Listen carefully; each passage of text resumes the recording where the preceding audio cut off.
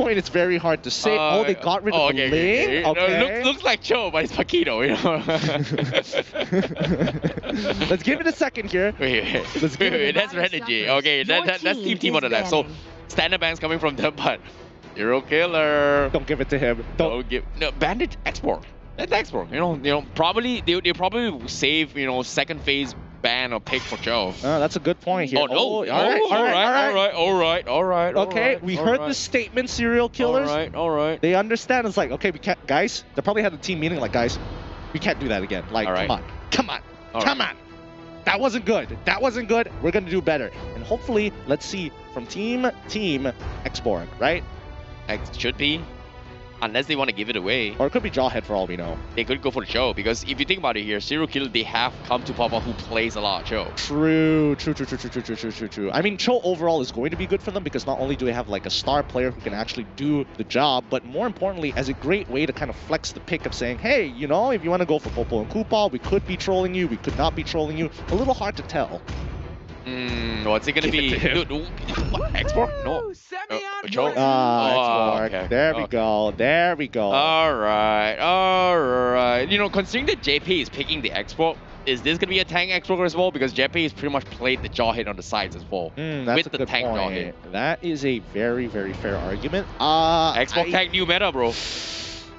I'm not gonna hold my breath if it is a tank export because flex. Yeah. Okay, I get you. I would still keep it under the flex category, but even then, I'm not 100% convinced on the Xborg support, mainly because I haven't seen what counter matchups or development of ideas to see how far it can actually go. But now serial killers need to decide what are their first two picks to complete their composition.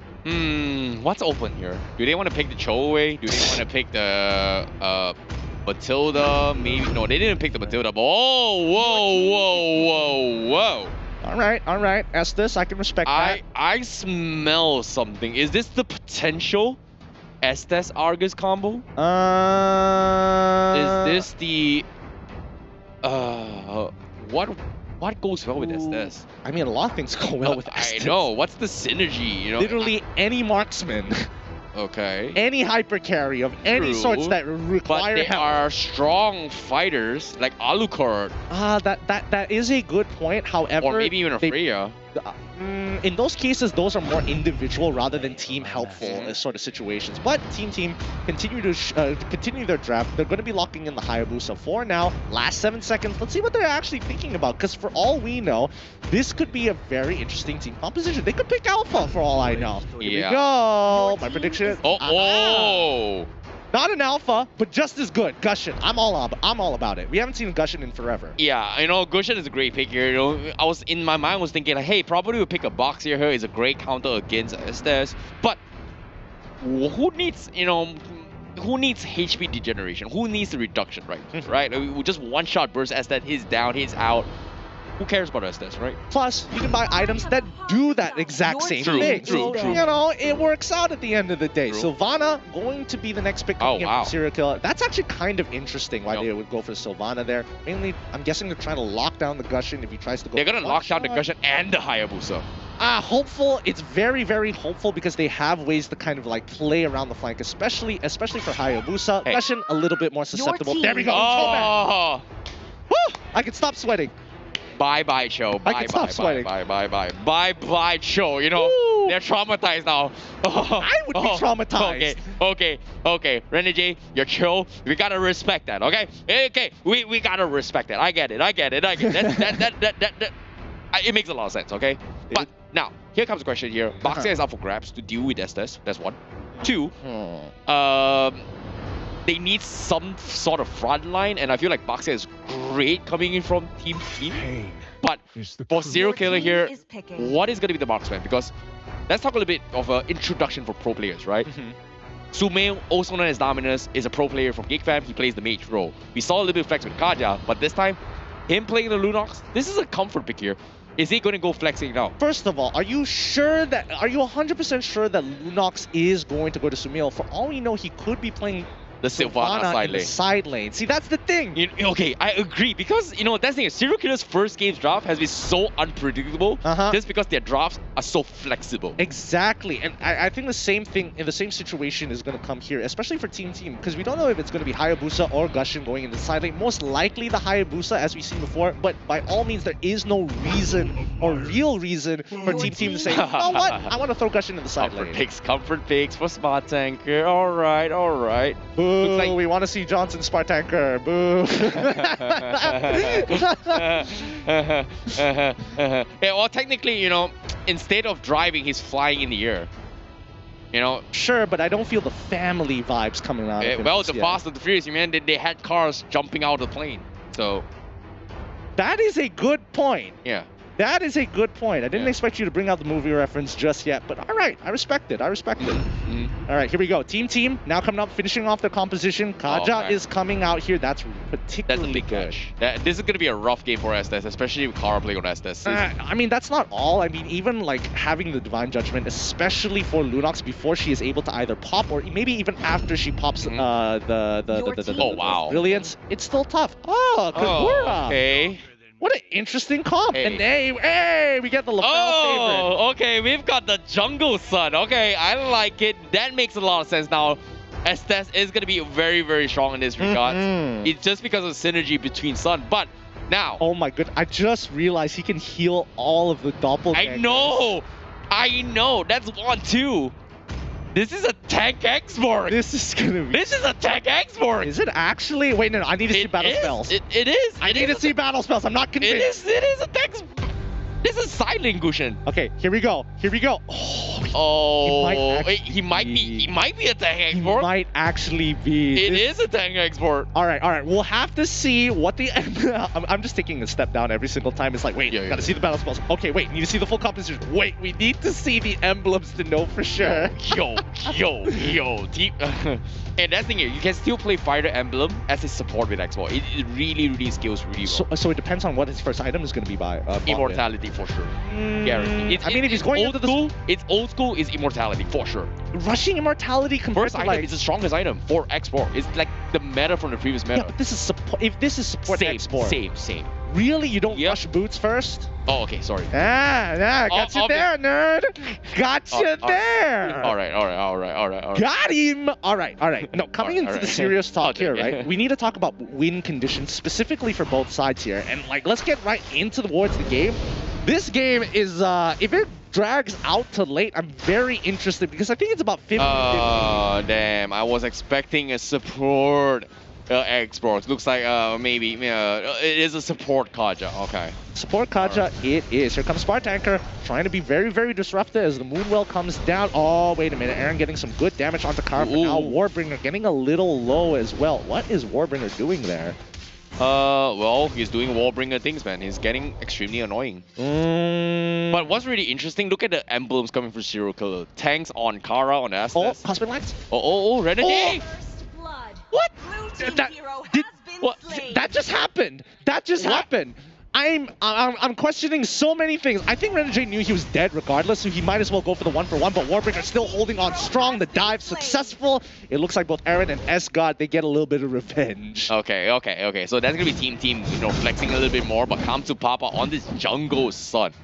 I don't know, is this a viable option? It seems like he's getting a very, very efficient farm thus far from Serial Killer. I mean, the thing about Sun Jungle is the fact that you can create those doppelgangers, and those doppelgangers can actually Sumail! He's getting flexed on in the entirety of the game. 2 games in a row.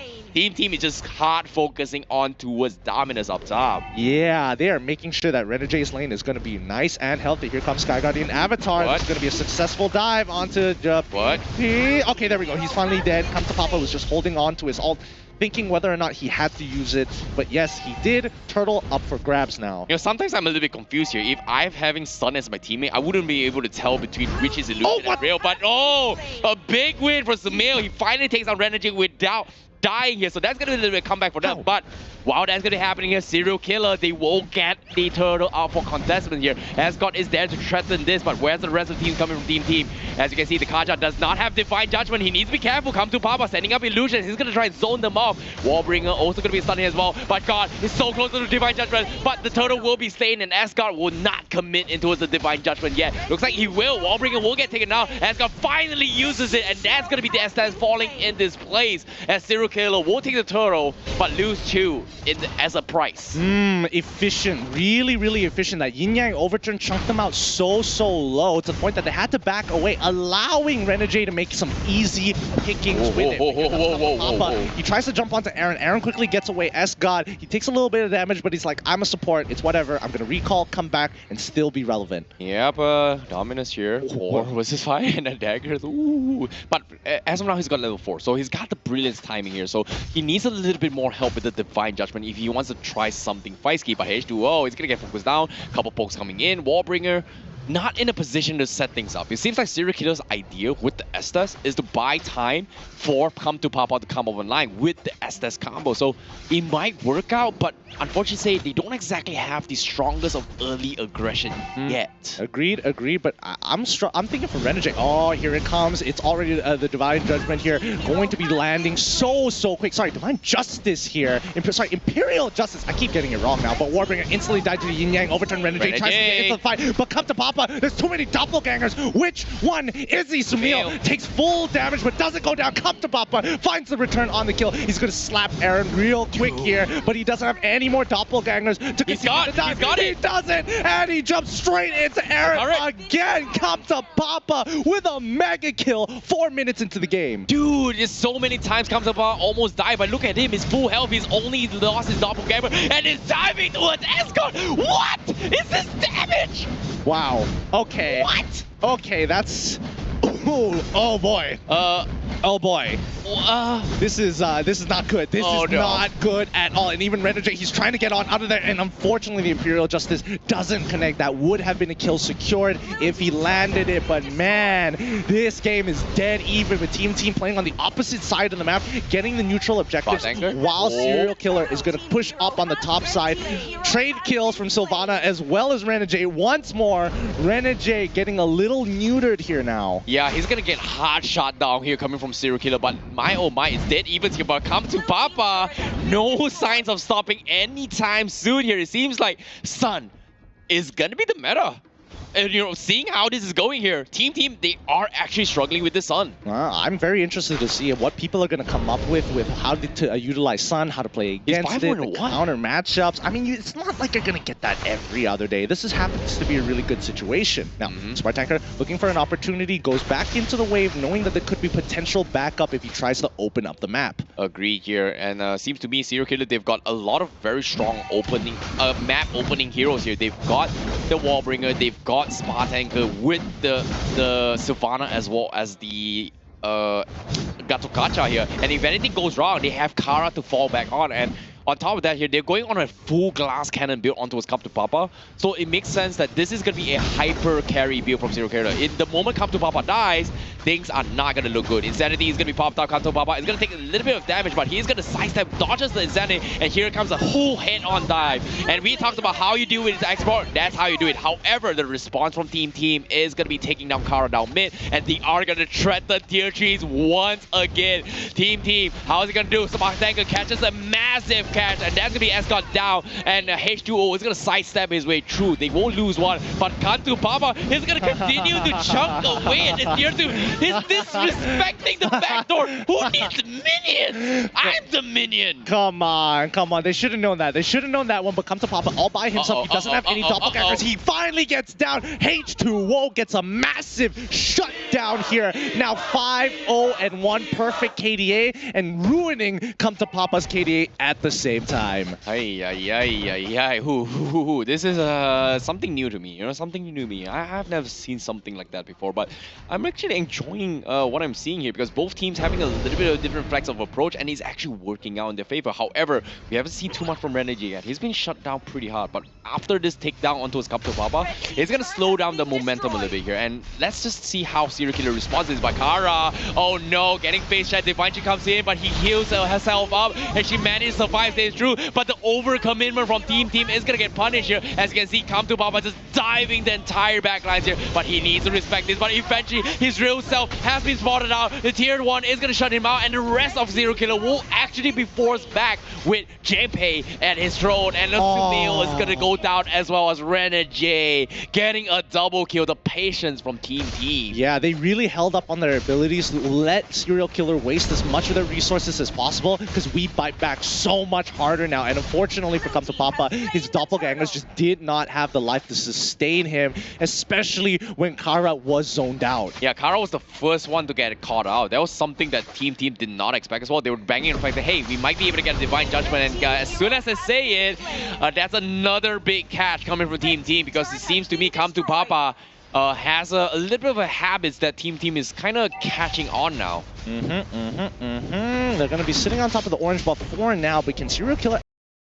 Hard to say, no engagements, but we did see the top tier 1 getting destroyed. Sorry, bottom tier 2 getting destroyed, pushing all the way in. This is not a good situation for Serial Killer, and there we go, the Divine Judgment onto Warbringer. Again, full engagement for Spartanker. They have to commit to this fight. H2O all by himself. Sun is going to take him out with the help of Sumail by his back. He jumps forward, and now it's going to be the chase down. Yin Yang overturn has been popped. Kapto Papa lives on. Yeah, Kapto Papa is, the moment you can see Estes Blessings come in, everyone from the side of Team will respect that, because they know the hardest hitting hero from the side Serial Killer is pretty much Kapto Papa. And they, like I said as well, they've went all in terms of damage for Kapto Papa. So it's going to be 3 really tanky heroes from Serial Killer with no damage whatsoever, except coming from Sumail as well as Kapto Papa. So that's not something that you kind of used to see, but Kapto Papa's got a lot of heavy lifting to do here, since he is the main damage dealer coming from Serial Killer. Don't forget about Sumail, because eventually once Sumail gets like 3 items, 4 items, 4 items, no, 3 items is more than enough. It's going to deal enough damage. We need to double check the items to see whether Radiant Armor or even Athena Shield have been bought by Team, and I think then we can make some better judgments. Yep, Spartanker gonna be checking a little bit more, but they are losing out in terms of economy. But here comes the Divine Judgment. Doesn't even matter how tanky he is, he's gonna get shut down, as Escar's Divine Judgment will chip away, and Warbringer gonna get caught out from the sides, gonna get wrapped around, and that's gonna be him down for the count. 2 of the frontline tanks getting caught out, and that's gonna be a big opportunity for Team to take the Lord now. And that's a good punish coming in from Team, knowing that they are that strong that even if they try to open up the map 8-10 minutes into the game, it's looking real good. But let's quickly look at the item lists here. I don't see any Athena Shield. I do see a Necklace of Durance rush after the Clock of Destinies from Aaron, so that's something to keep an eye out for. Agreed here. Meanwhile, Serial Killer, they need this buff. Kapto Papa, a little bit too squishy here on the doppelgangers, considering that he is slowly transitioning into a little bit more defensive, more items here. So that's going to be a lot of this damage output. They're going to be solely relying on Sumail, so they have to be extremely careful with this next play here, because Divine Judgment is a very scary skill to work with, right? Especially when Asgard has been getting punished throughout the entirety of the game. He's set up some amazing skills, and as soon as I speak of it here, Dominus gets caught off. Yeah, that's a curse, man. Yeah, you hate to see it, but even Kapto Papa, he's sending out the doppelgangers to kind of scout out more info. Sky Guardian's Avatar to safety. They lose the inhibitor here, and Renegade one-shot Spartanker on a Gathon. Didn't see that coming as Kapto Papa engages immediately with the doppelgangers in hopes to not die to the Oki. Shadow kill. Kapto Papa still in trouble. Gets hit by Shadow Blade Slaughter. Kara can't do any more. That is it. A clean 2-0 coming in from Team as they break into Serial Killer's base. Yep, it's going to be over here. That's going to be Maniac secured from H2O. But my, oh my, what a convincing game coming from Team here, as they managed to clutch it out against Serial Killer. What a game coming from Team, because